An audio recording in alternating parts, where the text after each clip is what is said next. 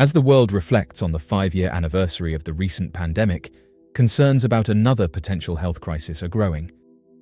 In a move to safeguard public health, the UK government has announced the procurement of 5 million vaccines against the H5N1 strain of avian influenza, commonly known as bird flu. Health officials and scientists have described it as being one mutation away from becoming a pandemic-level threat, highlighting the urgency of proactive measures to prevent a recurrence of the devastation caused by recent events. As concerns mount over this highly pathogenic strain of avian influenza, public health officials are grappling with the prospect of implementing lockdown measures to curb its potential spread. They stated that it primarily affects birds, but noted that it has also caused sporadic and severe infections in humans, with numbers showing that as of January 6, 2025, there have been 66 confirmed human cases of bird flu in the United States since 2014 and 67 cases since 2022. As mentioned, officials warn that the virus is one mutation away from becoming easily transmissible between humans, prompting urgent discussions about preventive strategies. However, the suggestion of a lockdown has sparked widespread resistance on social media, revealing a growing rift between public health policy and public sentiment. Despite these arguments, the suggestion of a lockdown has been met with significant resistance on social media platforms. Many users express skepticism about the severity of the threat, often referencing the hardships endured during recent times. Extended lockdowns disrupted economies, strained people's health, and fostered widespread distrust in government policies. These experiences have left many individuals wary of similar measures, even in the face of a potentially lethal virus like bird flu. Information also plays a role in fueling resistance, as many pointed out that comments from officials were not entirely true during recent times, and this has caused many people to question whether certain narratives were at play. On platforms like Twitter and Facebook, posts downplaying the risks of bird flu or suggesting that lockdown measures are unnecessary or politically motivated have gained traction. This is compounded by concerns over government transparency and the potential economic fallout of another lockdown, leading to a chorus of voices opposing the idea. This new strain is a highly pathogenic strain of avian influenza that has primarily affected birds, but has also caused sporadic infections in humans. First emerging in China in 1996, this strain has spread globally, affecting both wild birds and poultry. This strain has caused millions of deaths in birds across the world, and in some incredibly rare cases, has also infected humans. While human infections remain rare, they are often severe, with a mortality rate exceeding 50%.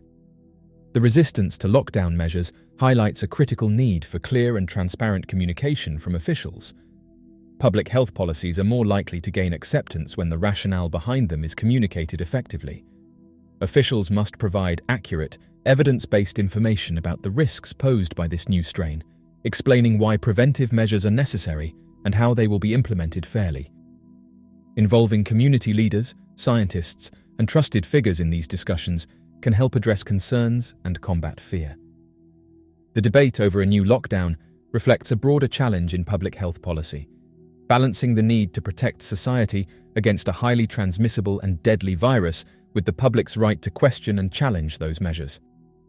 The recent lockdowns exposed vulnerabilities in how governments communicate and implement health policies, and overcoming public resistance will require a more inclusive and empathetic approach. While the threat of this new strain is undeniable, its management must also consider the economic, social, and psychological impact of lockdown measures.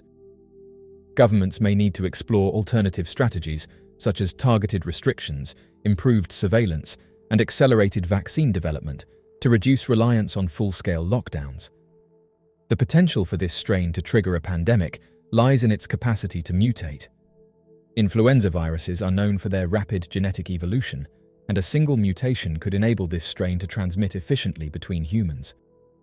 Such a development could have catastrophic consequences, given the virus's high mortality rate and the lack of widespread immunity in human populations. Health officials have long monitored it for signs of such a mutation, but recent outbreaks in bird populations and isolated human cases have heightened concerns.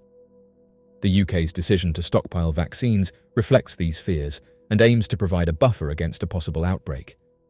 By securing a supply of bird flu vaccines, the United Kingdom is ensuring a rapid response capability should it mutate into a human-transmissible form.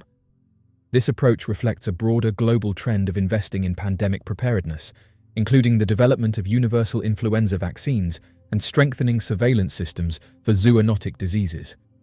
However, the logistical challenges of deploying vaccines in the event of an outbreak remain significant. The threat of this strain is not confined to any single nation, making international cooperation essential for effective prevention and response. Outbreaks of avian influenza are already impacting poultry and wildlife across multiple continents, with significant economic and ecological consequences. The interconnectedness of the modern world means that no country is immune from the ripple effects of a pandemic. Global health organizations, including the World Health Organization and the Food and Agriculture Organization, play a critical role in monitoring and mitigating the spread of avian influenza. Initiatives such as the Global Influenza Surveillance and Response System facilitate the sharing of information and resources, enabling countries to coordinate their efforts. The UK's vaccine stockpile could serve as a model for other nations, emphasising the need for investment in pandemic readiness. Collaborative research, joint vaccine production agreements, and equitable distribution mechanisms will be crucial in addressing the threat of this strain on a global scale. While the decision to stockpile these vaccines is rooted in scientific evidence and prudent public health policy, it also raises concerns about public perception. Announcing the risk of a new pandemic, one mutation away from occurring, could fuel anxiety, particularly as memories of recent events remain fresh. Communicating the rationale behind these measures is essential to maintaining public trust and confidence. Emphasizing the preventive nature of the vaccine stockpile, rather than framing it as an imminent response to a crisis, can help mitigate fear.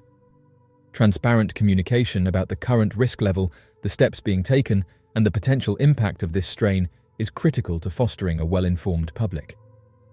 The potential economic and social impact of this new pandemic cannot be overstated. The UK's vaccine stockpile represents an investment in resilience.